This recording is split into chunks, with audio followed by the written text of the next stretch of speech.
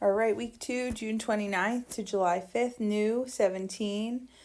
Still working on systems, but now we're going to transition a little bit to word problems. We're going to look at the setup this week. So, steps for setting up a word problem for a system.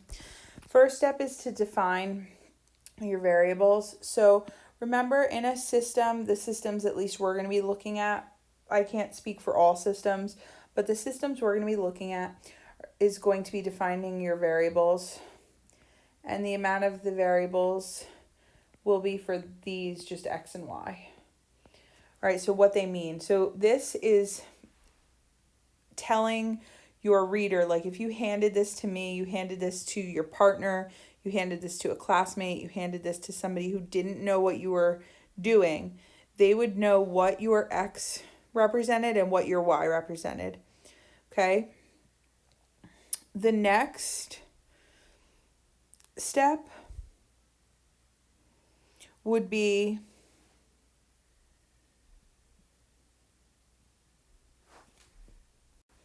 to write your first equation. And then the following would be to write your second equation.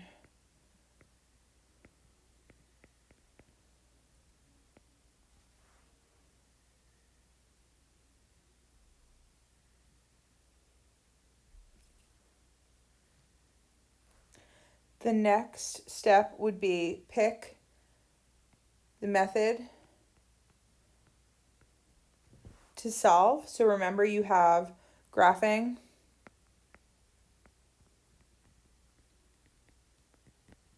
substitution, and elimination. Each are going to have their merits. I will tell you, graphing is used less often. If they don't provide you with graph paper, most likely you're not going to want to use it. I will tell you it will be used rarely here. But it does have its merits. So like if they're asking you to, well, I'm not going to get into it, but there are merits to using graph paper, okay? And then your last step would be to actually solve it, okay? So we're just doing the setup, okay? So this is just going to be the setup.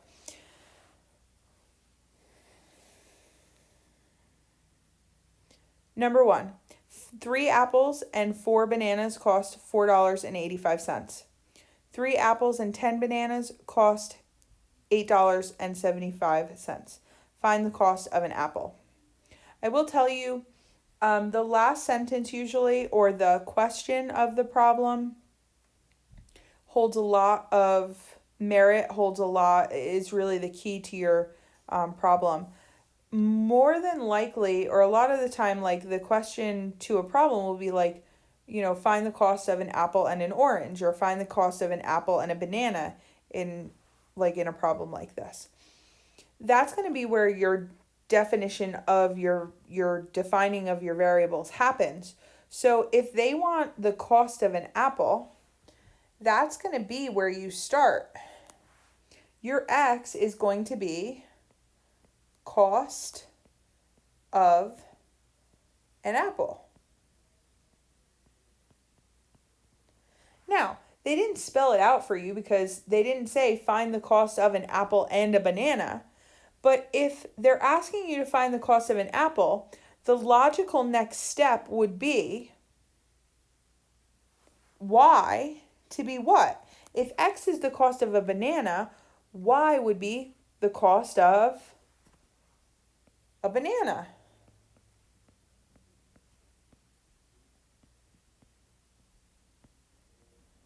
Okay, so we've done step number 1. This is the definition of the variables. You want to do this every single time. This is your roadmap. This is your home address. Without this, you don't know where you're going. Now, the next step is your equations. The equations happen in those sentences where they tell you, here's your first equation. 3 apples and 4 bananas cost $4.85. Well, I could rewrite that in math. I want to go from words to math. 3 I can write as a number. 3. Apples now I can write as a variable. Instead of apple, I can write it as an X.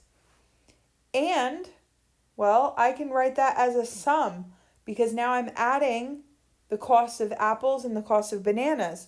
So I'm adding together the cost of apples and bananas. So now I can do the same thing with 4 bananas. I have 4 and I have bananas. So bananas are Y. And all together they cost. Well, all together is equals. And they cost $4.85. So $4.85. Now my second equation is going to be this 3 apples and 10 bananas. So I can do the same thing.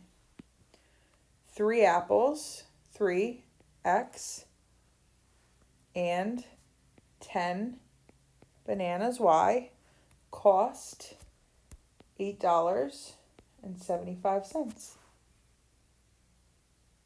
Find the cost of an apple. Well, that would just, you're looking for x, right? I could write looking for x. All right, at the end of it. All right, let's look at number 2. The rocket coaster has 15 cars, some that hold 4 people and some that hold 6 people. There's room for 72 people altogether. How many 4-passenger cars are there? How many 6-passenger cars there? So again, that question piece of it really is the piece that gives you the variable part to it. Because I know if I'm defining my variables, all right, how many 4-passenger cars are there? X is telling me that I want 4-passenger cars. And Y is telling me I want 6-passenger cars. Because essentially we're defining, like in the last problem I had apples and bananas. This one I have 4-passenger cars and 6-passenger cars. In almost every one of these problems I have 2 different things. Okay, that's what systems are all about. I have 2 different things. I need to define what those 2 different things are. Okay, now the equations, it's the 2 different scenarios. So in the last problem, it was the first time I went grocery shopping and the second time I went grocery shopping. This time, it's well, we'll talk about it in a minute, but here, okay,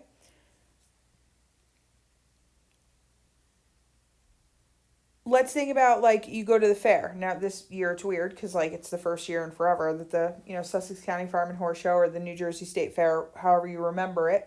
Okay, I've lived in Sussex County all my life, so I remember it as the Sussex County Farm and Horse Show. Okay, I go to get on a ride. There's 2 ways I can look at this ride. I can look at it as how many cars it has. Now I'm thinking about like a kiddie ride, like maybe one of those that, like the elephant ride that like goes up and down that like my little kids ride. Okay, I can look at it as how many like cars it has. So I think of it as like one of those that has like the middle thing and all the spokes are coming off. So like if I count how many cars are literally attached to it, it's got 15. So I'm not thinking about how many kids it holds. I'm just thinking about how many cars it has attached.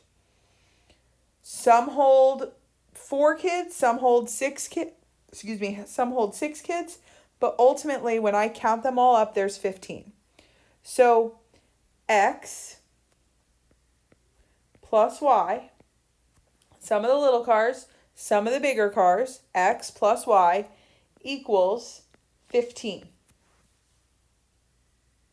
Okay, sum of the little cars plus sum of the bigger cars equals 15. Altogether, those cars equal 15. My first equation. Now, for my second equation, I need to take into account how many kids I can fit on this ride. Okay? So, in each of my little cars, I can hold 4 kids. So, for every little car X, I can hold 4 kids in it. So, 4 times X plus each of the bigger cars, Y, can hold 6 kids.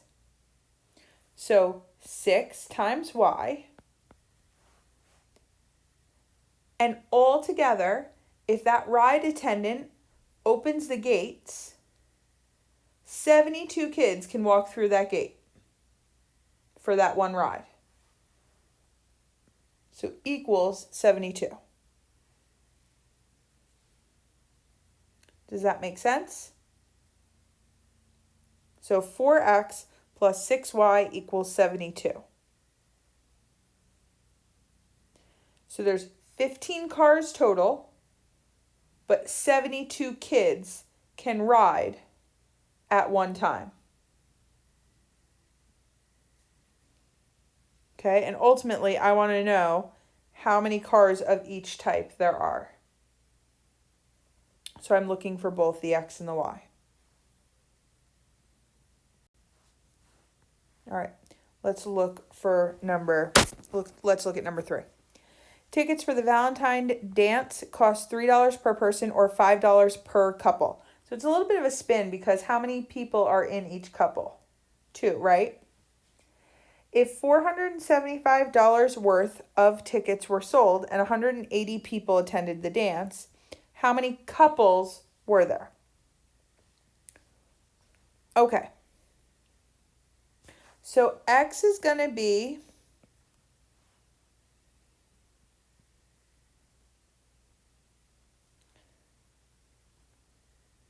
the per person tickets.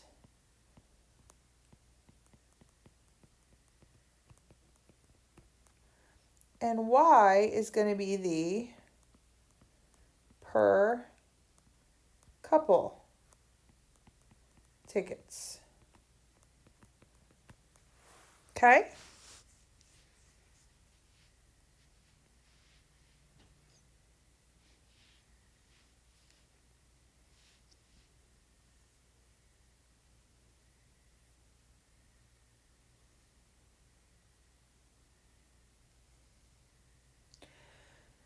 So if we're counting people,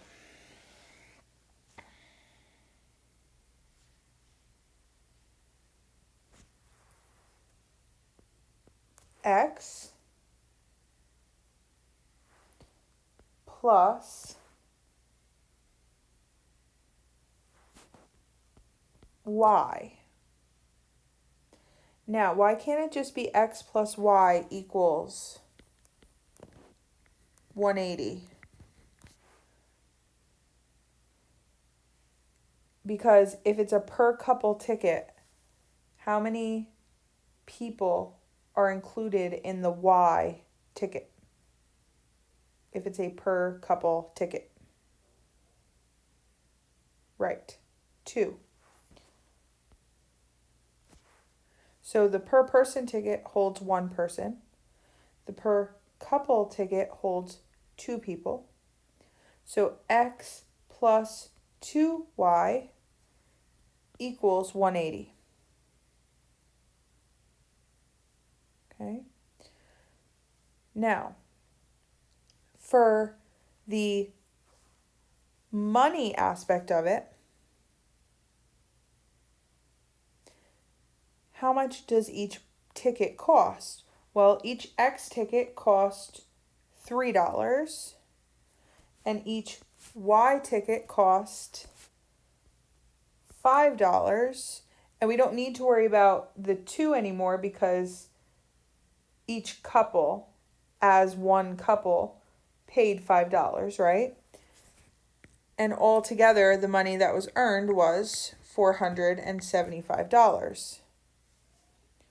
What are we worried about finding? We're only worried about couples, right? At the end.